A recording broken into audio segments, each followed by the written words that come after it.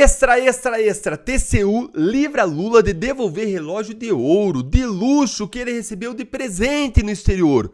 Dá uma olhadinha na matéria aqui da jornalista Malu Gaspar. TCU livra Lula de devolver relógio e ainda assim abre brecha para ajudar Bolsonaro no caso das joias.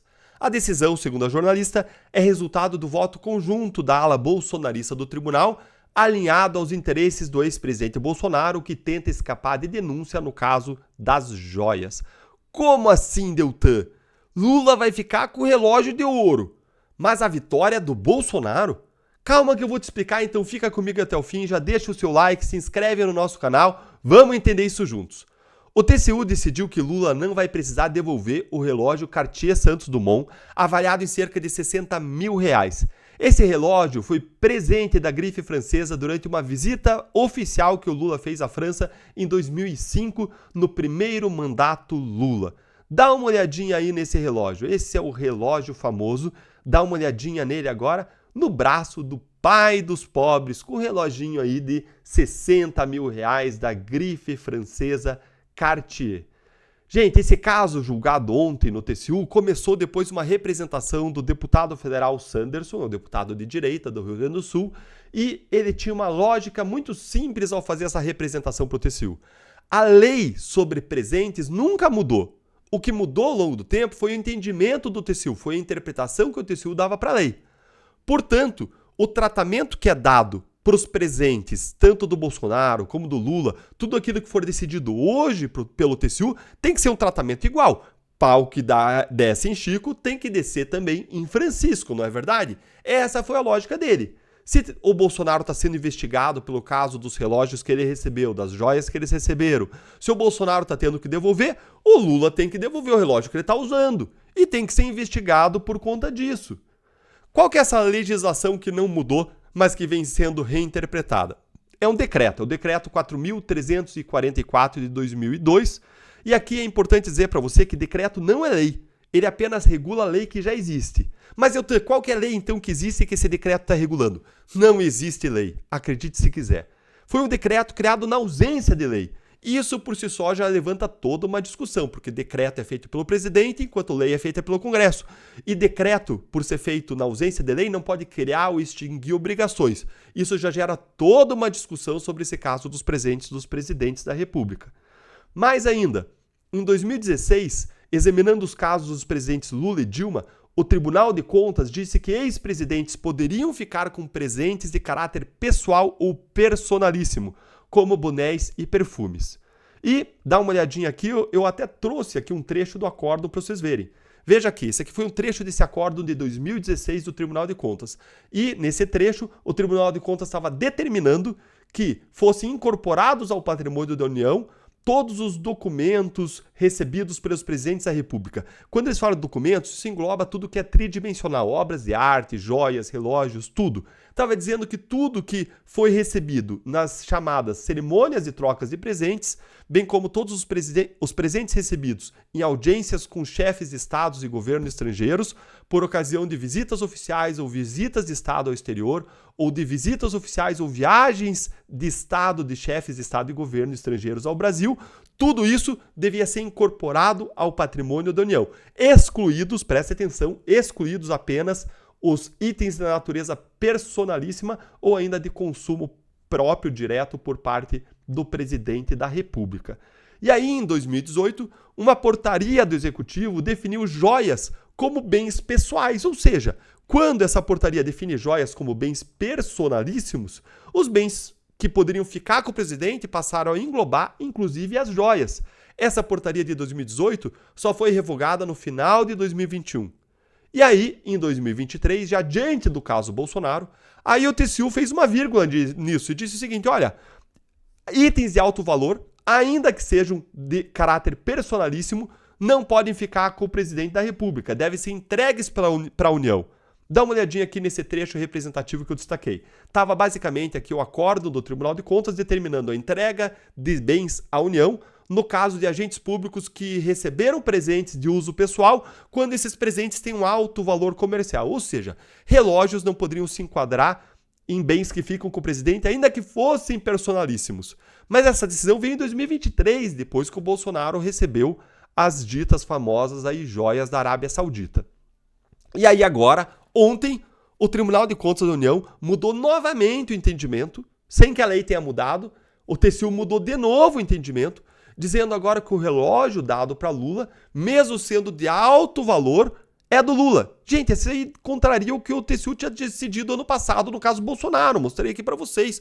Coisa de alto valor tinha que ser incorporada à União. Mas aí o TCU mudou esse entendimento ontem, completamente, mudou aí da água para o vinho, girou 180 graus, e livrando Lula do constrangimento de devolver o relógio que ele recebeu lá em 2005.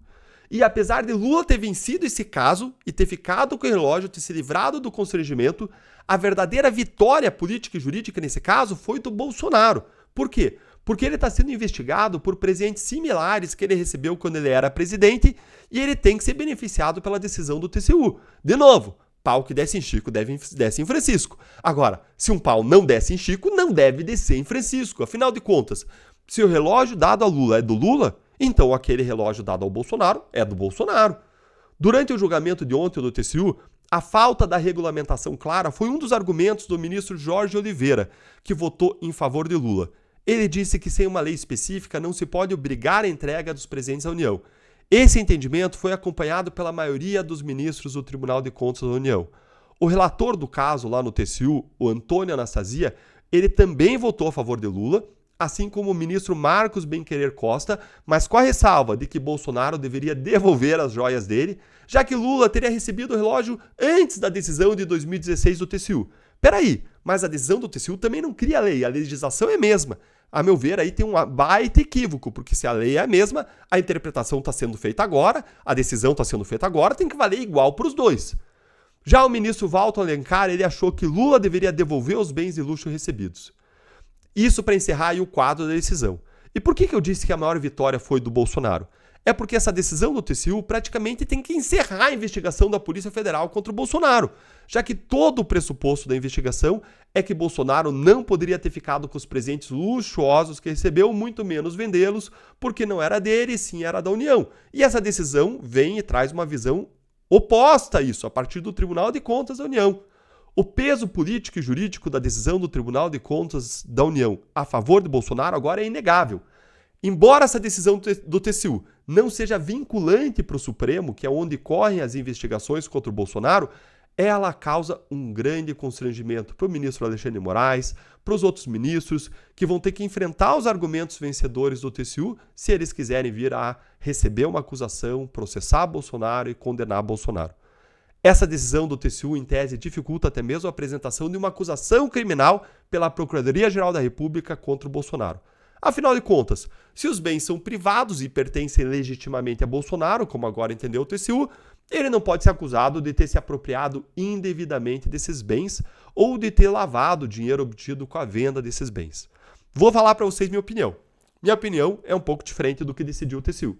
Na minha opinião, presentes de alto valor recebidos por presidentes são da União, porque o presidente ele está ali em razão do cargo, ele não está na pessoa física, ele está representando todo um povo.